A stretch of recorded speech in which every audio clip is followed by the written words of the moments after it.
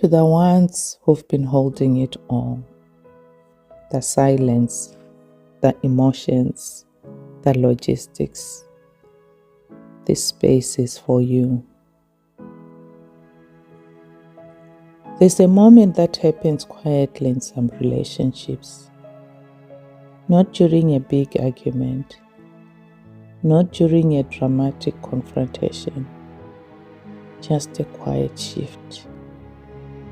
Someone stops over-functioning, and suddenly they are the problem. They are told things like, "You've changed. You're distant. You're not as warm as you used to be." But what actually changed? Often it's something much simpler. They stopped carrying what was never theirs to carry. For a long time, they were the stabilizer in the room. If there was tension, they softened it. If there was silence, they filled it. If something felt off, they initiated the conversation. If someone was uncomfortable, they adjusted themselves. They thought that was maturity. They thought that was love. They thought that was being the bigger person. But it was also labor, emotional labor, the kind that happens quietly in the background, constant, invisible, and rarely acknowledged. Is everyone okay? Did that land wrong? Should I explain it differently? Let me smooth this before it becomes something bigger. Over time, that person becomes the emotional regulator, the translator, the one who notices the tension before anyone says a word, the one who keeps the evening pleasant, repairs the misunderstandings, holds the peace. And many people don't even realize they're doing it. Over-functioning rarely looks dramatic. Sometimes it looks like always being the first to apologize, even when you're not the one who caused the issue. Sometimes it looks like carefully crafting the long message so no one feels misunderstood. Sometimes it looks like constantly adjusting your tone, your words, your reactions, so the other person doesn't feel uncomfortable. And because it happens gradually, it becomes normal.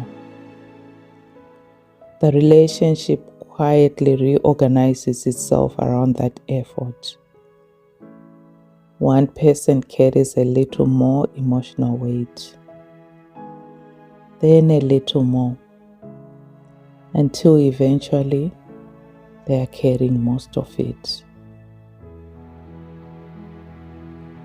And here is what's interesting. When that person stops,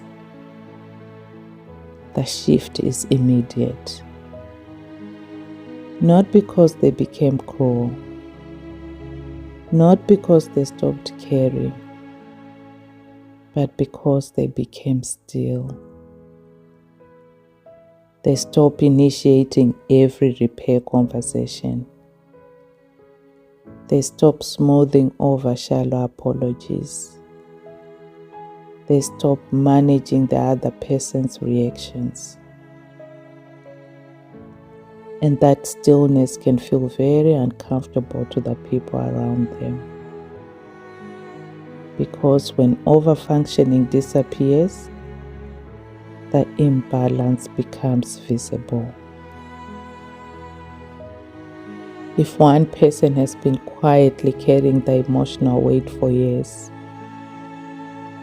and they put it down, everyone feels it. The system reacts and the label appears quickly. You're cold. But cold is indifference. Cold is not caring. Cold is emotional detachment. But that's usually not what's happening here. What's actually happening is something different. It's exhaustion meeting clarity. It's someone realizing, I am no longer responsible for managing your reactions. I am no longer smoothing discomfort that isn't mine. I am no longer performing warmth to keep things stable. That doesn't mean they stopped caring. It means they stopped compensating. And when compensation disappears, the relationship becomes clearer. Some people step forward. They take more responsibility. They engage more honestly. Others struggle with the shift because the relationship used to function around that extra effort. And when it's gone, it can feel like something important has been lost, even though what was lost was imbalance. Healthy connection requires two people participating, not one adult and one emotional manager. Growth can sound like something quiet. I understand your history, and I still need accountability. I care about you, and I'm not taking this on. I'm not angry. I'm just no longer overextending. When people stop compensating, or when someone stops compensating, they find out something important. They discover who was relying on their compensation. Some people will meet the new energy. They'll step up. They'll show up differently. Others won't. And instead of adjusting, they will experience the change as rejection. Because autonomy can feel like rejection to someone who benefited from your overfunctioning. If someone has recently called you cold or distant, it's worth pausing before you defend yourself and asking a quieter question. Am I actually cold? Or am I simply no longer overfunctioning? Am I distant?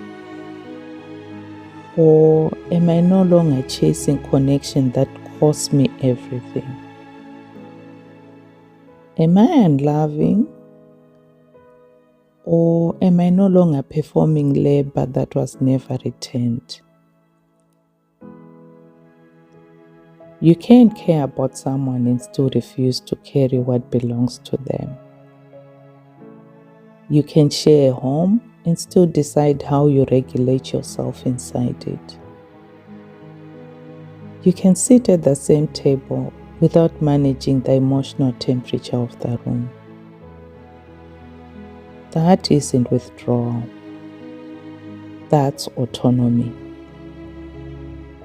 And autonomy often looks quiet. Shorter explanations, less chasing, more stillness. For someone who built their identity around being the strong one, the fixer, the one who holds it all together, that shift can feel unfamiliar. But strength without boundaries eventually becomes depletion. And sometimes the most stabilizing thing you can do is to stop. Because overfunctioning doesn't create equality. It creates imbalance that slowly becomes resentment. So if someone has called you cold lately, consider other possibilities. Maybe you're not cold. Maybe you've simply stopped caring what was never yours. And if that feels unfamiliar to the people around you, that doesn't mean it's wrong. You've been holding a lot. The silence, the emotions, the logistics. Here, you're allowed to set some of it down.